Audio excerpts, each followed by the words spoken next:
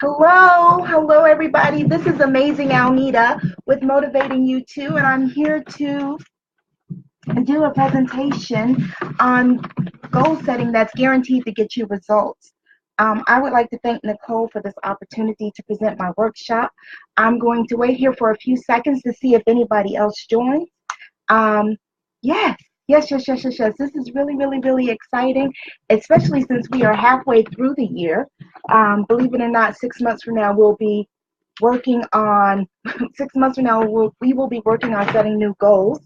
Um, and the thing is that it's important to check up on your goals, not just at the beginning of the year, but throughout the year.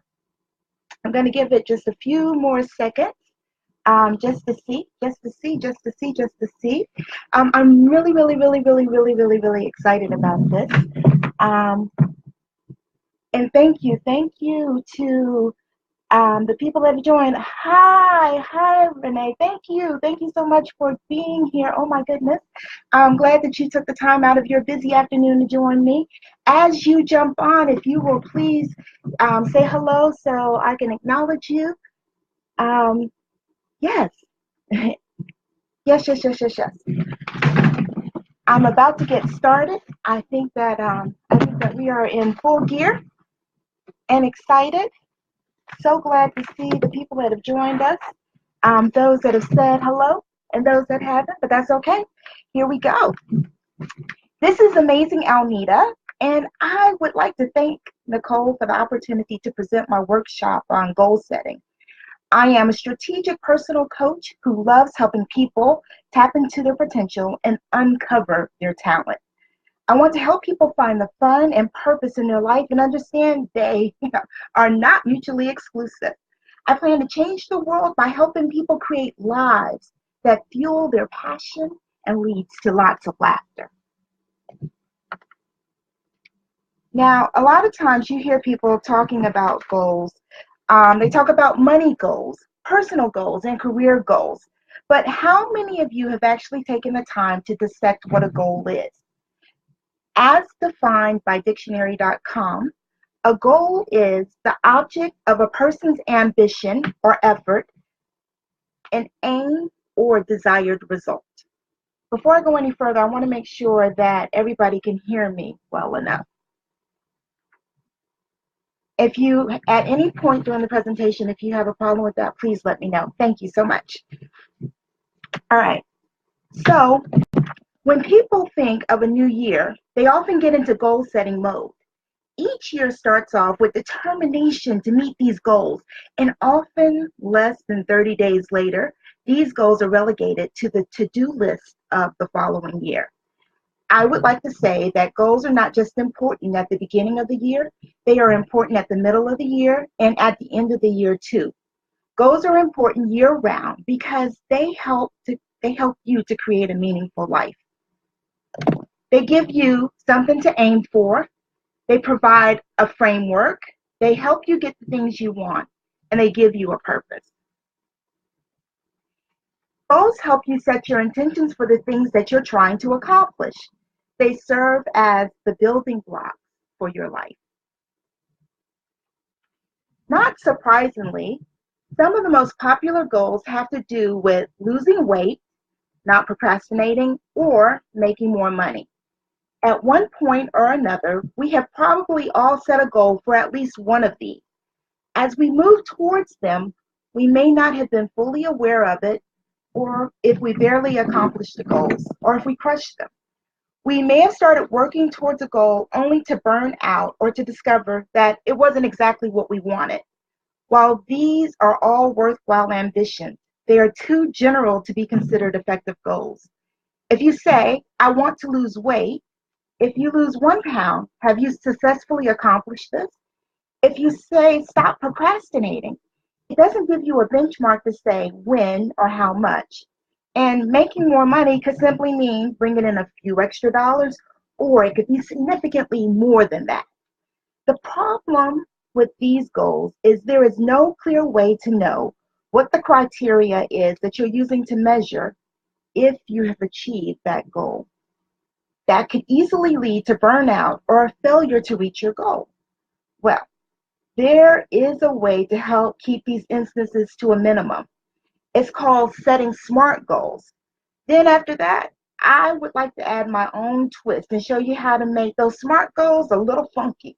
And that's funky with a C. SMART goals, the first S stands for specific. The biggest thing of getting specific is to help create a crystal clear picture of what you want. If you don't know what you want, how will you know when you have it? Getting specific helps to know what you're aiming for, but it also builds in a motivation to reach your goal. Some questions that you should ask: who is involved? What do I want to accomplish? Where will it be done? Why am I doing this? What are the reasons? What are the purpose? What requirements do I have? These are the 5 W's that we basically learned about in elementary school, and we'll find if we apply them to our goals that it kind of builds in a motivator for achieving it. The M in SMART stands for measurable. It allows you to know when you've achieved it. It allows you to track the process. It says from here to this. It's a specific time, amount, or a specific route that you're planning on taking. The A in SMART is achievable or attainable. You need to ask yourself, is the goal reasonable enough to be accomplished? Do you have the skills and abilities needed to accomplish the goal? And how long will it take to gain or refine those skills and abilities? Given your time, money, resources, and level of skills, will you be able to achieve these goals successfully? If you don't have the skills needed to accomplish the goal, what would you have to do to get the skills? Do you need to go back to school? Do you need to dedicate more time to something? Do you need to find a mentor? These are all important questions in making sure that the goal is achievable.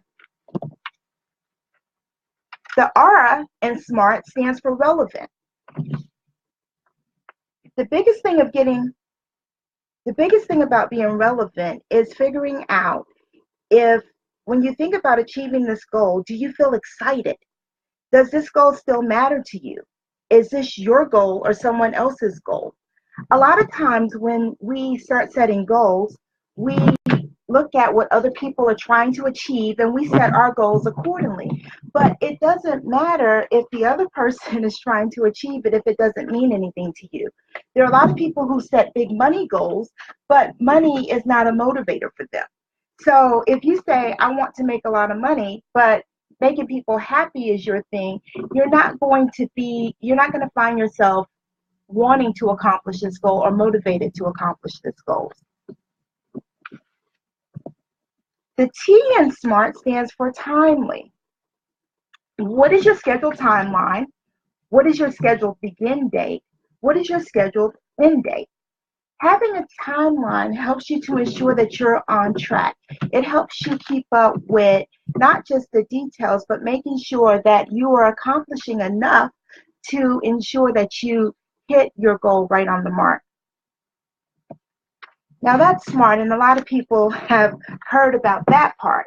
But now I want to turn around and add and make this a little funky. Funky is something that I've come up with because I thought about the idea that a lot of people have goals, but often they miss the goals that they have. And I was like, what are the things that keep people from achieving these goals? The first one, the F in funky, stands for fun. And fun basically because fun is more fun. The accomplishments don't have to feel bad. Incorporating fun into your goal will help to remove the dread of working on that goal. Fun not only applies to incorporating fun activity, it also relates to incorporating wording that makes you smile. For example, you can take the goal of going on a diet. And when you think of that, it kind of makes you feel kind of bad.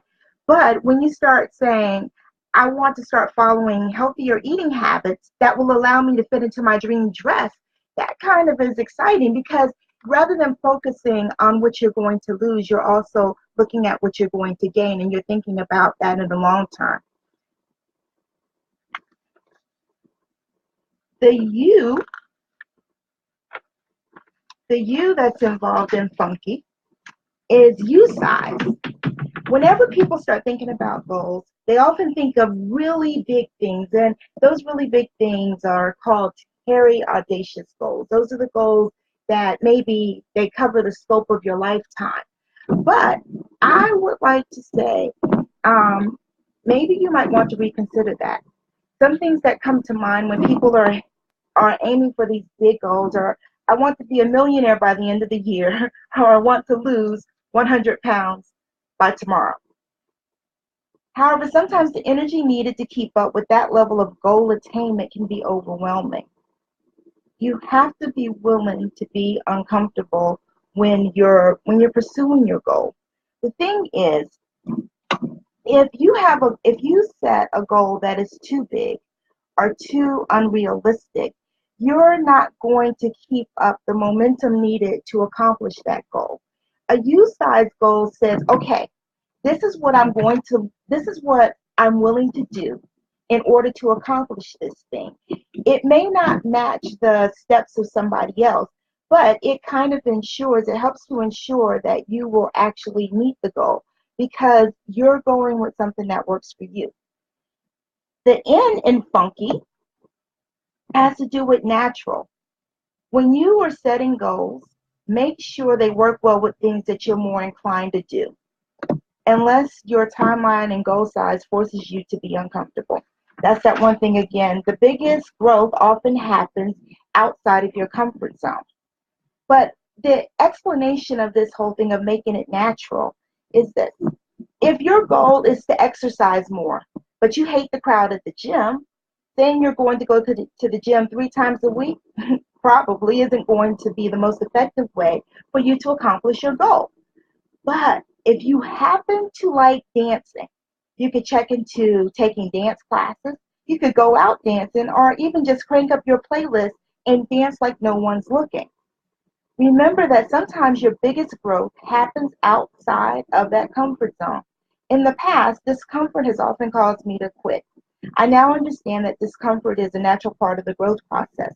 And when you listen to any athlete that has achieved amazing success, they talk about that. They talk about the fact that they're constantly in pain. They constantly push past the things that are uncomfortable. And sometimes you have to remember that in order to achieve your biggest goals, that's exactly what's going to have to happen.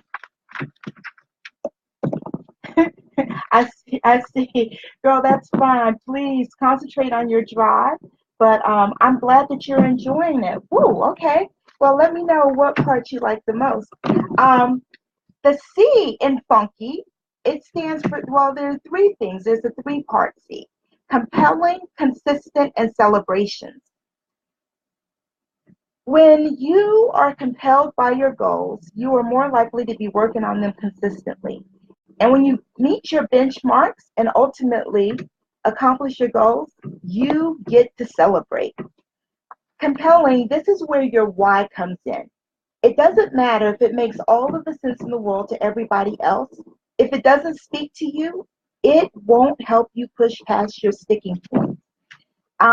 In talking about being consistent, in order to accomplish anything, you must show up. In order to accomplish it quicker, you must show up consistently. It is important that you are taking actions that move you closer to your goal on a regular basis. As an example, if your goal is to write a book and you consistently agree to write at least 1 page a week, that amounts to 4 pages a month. That doesn't sound like a lot of pages, but that amounts to 48 pages a year. In the course of, say, 2 to 3 years, you could have a book written. However, if you set a goal of writing 5 pages a day and you somehow skip a day and then you get overwhelmed and you start beating yourself up, it becomes easy to start focusing on all of the pages that you're not writing. And eventually, you end up not writing. Using the words "at least" allows for the possibility for you to meet or exceed your goal.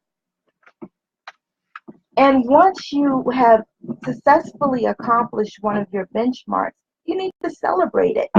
Celebrations, some people leave those until they have accomplished the entire goal. But I would like to say that a celebration after the accomplishment of a milestone might be enough to keep you going and moving towards your goal. Remember, a compelling reason combined with consistent actions and celebration of milestones will ultimately lead to the accomplishment of your goals. And the last letter of funky is why. Why you have to remember yours. Your goals should have a built-in why that empowers you and sets your heart on fire. It can be big or it can be small, but it has to be yours. It all comes back to your why. There's a saying that goes, when the why is big enough, the how doesn't matter. Sometimes accomplishing your goals is messy, hard, and seemingly impossible to do. It's not like you will snap your fingers and have an instant after picture. Besides, the after picture only shows the end result and not the effort that went into achieving the goal. Here's where the why comes in. There are going to be some days, weeks, or even months when you're going to feel unmotivated to reach for your goal. That's where your why will fuel you. And that's why it has to be something that has particular meaning to you. It's okay for the reason to sound silly to others as long as it means a lot to you. For example, if you want to lose 50 pounds by your birthday, just so you can see the look of shock on your guests' faces when you come through the door, that's okay. Or if you want to go to the gym to make your butt look good in your favorite dress, or if you want to build an empire so that you can set up a philanthropic foundation that benefits kids from your neighborhood, big or small, your why is all you need. Your why is your why, and it's personal to you. That's the SMART funky concept. Most people are familiar with the SMART, but like I said, I was evaluating why don't people, including myself, reach their goals, and that's why I came up with funky. Now, when you're setting your goals, the thing to remember is, first of all, once you accomplish a goal, you need to build in the habit of implementing new goals. But implementing your goals, there are short-term goals and there are long-term goals. A short-term goal is less than a year. It could be weekly, it could be monthly, it could be 3 months or 6 months. A long-term goal happens over a period that takes more than 12 months. It can be more than a year, 1 year, 5 year, or 10 year. Now, the short-term goals are the goals that help people achieve what they're trying to achieve. Those are the ones that people are used to. I want to lose 10 pounds or 15 pounds. I want to exercise more. I want to eat healthier. Now, we know in order to be smart, we've got to build in, I want to go to the gym 3 times a week in order to in order to lose 15 pounds so that I can fit into that dress. That kind of gets really, really specific, and it helps you to say, okay, this is why I'm doing it. This is why I'm doing it. The goals that most people don't necessarily think about are the longer term goals, the goals that are like 1 year, 5 year, and 10 year. I remember the first time that somebody asked me about my goals. They were like, okay, well, do you have weekly goals? I was able to rattle them off. They're like, well, do you have some monthly goals? I was like, yep. 6 month goals? I was like, yep. 1 year? I was like, yep. They hit me with 5 years. I was like, okay, well, in 5 years, blah, blah, blah. But then they asked me about a 10-year goal. And it kind of blew me away. I was like, 10 years? Wow. I hadn't thought about that. I hadn't thought that far out. But the truth of the matter is the time is going to pass whether you plan it or not. If you actually set yourself up with these goals, it allows you to build in the things that you want to accomplish. It allows you to build in your things that'll make your life more fulfilling. And the thing about it is, I think a lot of people are resistant to setting goals because they worry if they're going to actually be able to accomplish them. or if that's really what they want. Well, guess what? If you set a goal and it's not working for you, you can change that goal. That doesn't necessarily make you a quitter. That means that the goal isn't working for you. And there's a quote that my aunt used to say. She's like, I'm a lady, and as a lady, it's my prerogative to change my mind. So you don't have to feel locked in, but at least the idea of setting the goal gives you a framework. It gives you an idea. It actually has you heading in a direction. Some people choose not to do that because they don't want to be seen as they don't want to be seen as boring. They don't want to be seen as rigid. They don't want to be seen as losers if they don't accomplish it. But none of those terms have to apply to you. The thing is, when you turn around and you get more specific, it actually doesn't waste as much time. It allows you to get to the thing that you're trying to accomplish a lot sooner. And it gives you a life that you helped to design, as opposed to going through life and being surprised at every twist and turn.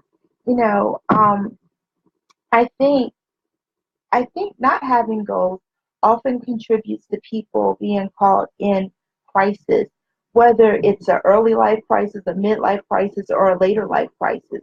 The thing is, people stop aiming for stuff, or they don't even know that they're supposed to aim for stuff. But I'm telling you, even if you just have a general overall, even if the goals are not necessarily specific, at least write them down. And then once you write them down, you need to turn around and put them in a place where it's safe. You need to, not just safe, when I say safe, I mean safe for you to look at. You need to look at them each day. They need to become an inspiration for you. When you understand what your goals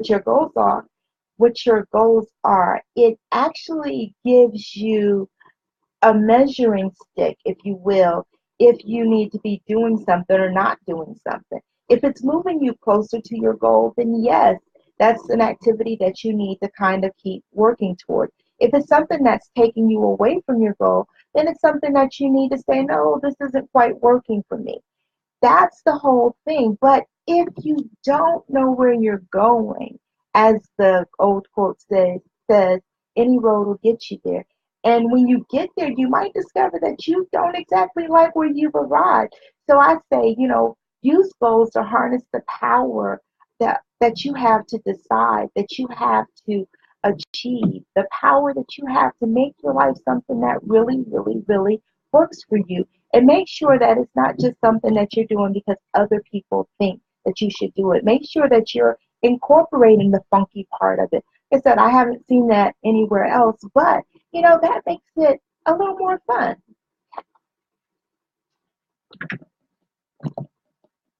And if by chance you discover that you haven't hit your goal, that you've messed up a day, 2 days, 2 weeks, 2 years, 5 years, that's okay. It's okay. Give yourself grace. Forgive yourself. Don't beat up on yourself. All of that energy that you put into feeling bad and beating yourself down, that's energy that you could use to lift yourself up. There's this book by John C. Maxwell. It's called Failing Forward, and I really think everybody should be required to read it. In that book, he talks about most people preparing for success. He's like, most people spend their lives preparing for success. But it's not success that you should spend your life preparing for. It's failure that you should spend your life preparing for, because it's more likely that you will fail. And it's that attitude towards that failure that will propel you to your future successes. If you ask anybody who has become really, really, really, really successful, they'll tell you, I became a success by failing. There was once this group of college students. There were two groups actually. One group was given the activity of one assignment that was perfect. And the other one was given the activity of coming up with as many pieces as they could. Well, the funny thing about it is, along the way, the group that had the one piece, which would seemingly be the easiest thing to do, all they had to do was produce one piece. They never produced the piece because they were always worried about it being the best. The group that had the task of creating the most pieces actually found the more they tried, the better they got. And in the end, they ended up creating not just, lots of pieces. They ended up creating beautiful pieces, pieces with better qualities and more things that they wanted. That's the whole thing. Sometimes with the goal, you have to fail your way to success. So if you find that you that you've messed up, we're humans. That's okay. Pat yourself on the back. Put your right hand on your left shoulder, your left hand on your right shoulder, squeeze, give yourself grace, and then try again the next day. Oftentimes, once we lose, we we keep going down that rabbit hole, and we say, okay, well, you know what? I ate the wrong thing today, so I'm just gonna go eat everything. I'm guilty of that. I didn't show up on time tomorrow, so I'm never gonna show up again. I didn't do this, so I'm never going to do that. Don't find yourself in those situations. Give yourself grace and get back to working on your goals. And sometimes it's easier to do that with somebody else. So I invite you to come and join me in my group, Motivating You Too.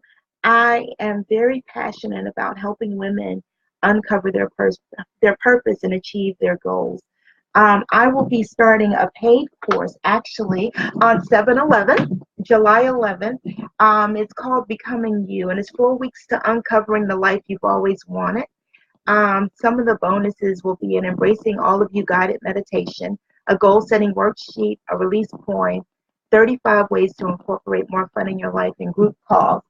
This course is normally $227, but today, and actually for the next week, I am going to be offering a special that will make it more than 50% off. I'm going to be offering this course at the the unbelievable price of $111. So that will help us. This goal setting is part of the course. We actually will go more in detail with that. But this is a little piece of what I do, and I would love to be a part of your journey. Thank you so much for giving me your time, for popping in here, for allowing me to share with you a way to for you to create goals that help you to get guaranteed results. Thank you, Nicole. Thank you to everybody. Whether you're live or on the replay, I hope that this helps you to create a life that I hope this helps you to create a life that you're proud of, a life that fills you with passion and purpose and pride. If you're interested in the course, send me a private message on Facebook, and I'll gladly talk about it with you. We can see if we're a great fit. I'm looking forward to seeing you in my course. Until then, I hope that you have an amazing afternoon. Don't forget to be awesome, because you absolutely are. This is Amazing Alnita saying thank you. Bye.